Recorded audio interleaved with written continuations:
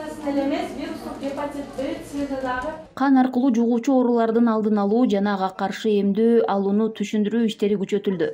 Адистер Ош шаарынын аймактык кеңештеринде эл менен жолугушуп, аларга кооптуу илдет тууралуу жана эмдөө алуу зарылдыгы боюнча маалымат беришти. Жапалак аймагында жашаган Рашидбек Артыков бүгүн эмдөө алууга кан тапшырууда. Айтымында буга чейин көңүл бурбай келген. Бирок кооптуу илдет азыркы убакта көптөгөн адамдардын өмүрүн алып жатканына тынчсызданып, эмдөө гана оорудан сактайт дейт. Ар бир адамга азыр ден соолук керек. Азыр оорутуп көбөйүп.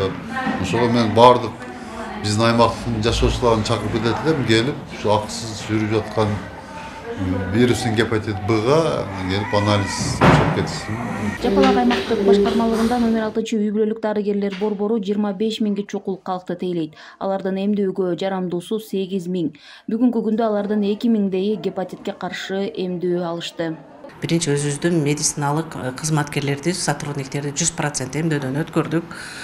Андан кийин ошол биздин аймакта жайгашкан мектептеги мугалимдерди өткөрдүк. Ошо 23 жаштан 65 жашка чейинкилерди. Андан кийин бала бакчаларда иштеген сотрудниктерди өткөрдүк. Аларды да 100%. Вирустук гепатит Б формасына эмдөөгө подлежащий группага 8536 адам катталган.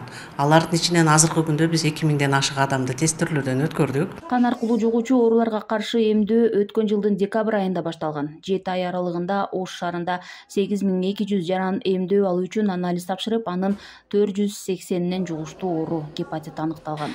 Положительныйларды биз алгоритм боюнча ИФАга жөнөтөбүз.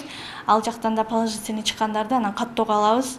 Анын ичинен дары иче турган болот. Анын вирустун нагрузкасы жогору болсо биз дарыга подключение кылабыз. Вакциналар жетиштүү эле болуп атат. Азыр анын экспресс-тест жана капиллярный экспресс-тест калбады, бирок ИФА менен жерлерде поликлиникаларда ИФАдан кан тамырдан анализ алып туруп, кан тапшырып, анын результаты чыккандан кийин анан вакцинадан өтсө болот.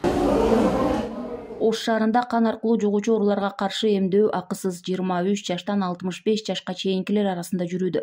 Дарыгерлер бул оорудан бир гана эмдөө сактарын айтып, ар бир жарандык кайдыгер карабай ооруга каршы эмдөө алууга чакырат. Жалпысынан 360 миңден ашуун жаран эмдөө алышы керек.